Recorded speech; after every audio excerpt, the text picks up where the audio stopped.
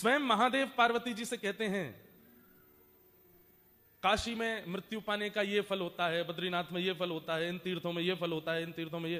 पर श्रीधाम ब्रज ऐसा है जो 4 प्रकार से मुक्ति प्रदान करता है। कैसे? और मुक्ति नहीं, मैं कथा में बताता हूं कि वृंदावन में प्राण त्यागने वाला मुक्ति का मतलब होता है वैकुंठ की प्राप्ति। पर वृंदावन में प्राण त्याग व्यवहार हो तो पुनः वृंदावन ही आता है, उसको वृंदावन ही मिलता है।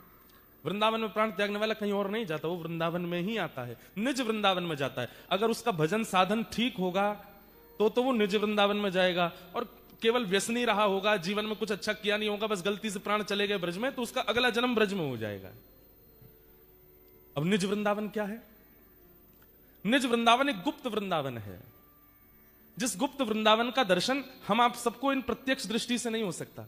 जहां प्रिया प्रियतम आज भी विहार कर रहे हैं, उस गुप्त वृंदावन में जब आप बिहारी जी का दर्शन करने जाओगे तो वहां मूर्तिमंत बिहारी जी नहीं मिलेंगे आपको।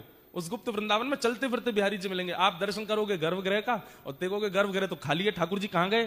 ठाकुर जी पीछे देख यहां खड़ा हूं मैं, पीछे ठाड़े हैं। आप जाओगे तो आपसे पूछेंगे अरे खाली आता है को कछु लेके ना आयो मेरे काजे।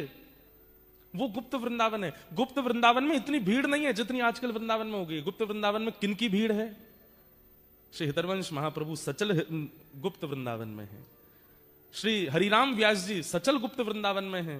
श्री चैतन्य महाप्रभु, मीराबाई, कृष्णदास, सूरदास, रैदास, जिन्होंने भी वृंदावन को भजा है वे सब उस गुप्त वृंदावन में आज भी विराजमान है। इसलिए वृंदावन में अगर भजन करके, साधन करके, नामाश्रय लेकर के कोई प्राण त्याग करता है तो उसको गुप्त वृंदावन की प्राप्ति होती है। और व्यसनी है, कामी है, क्रोधी है, सब प्रकार के अवगुण है, जीवन में भजन साधन कुछ करता नहीं, लेकिन गलती से प्राण त्याग दिए वृंदावन में, तो उसको इतना मिलेगा कि उसका पुनर्जन्म वृंदावन में ही हो जाएगा, वो ब्रजवासी बन जाएगा। ये कम है? ब्रजवासी बनना कोई कम है?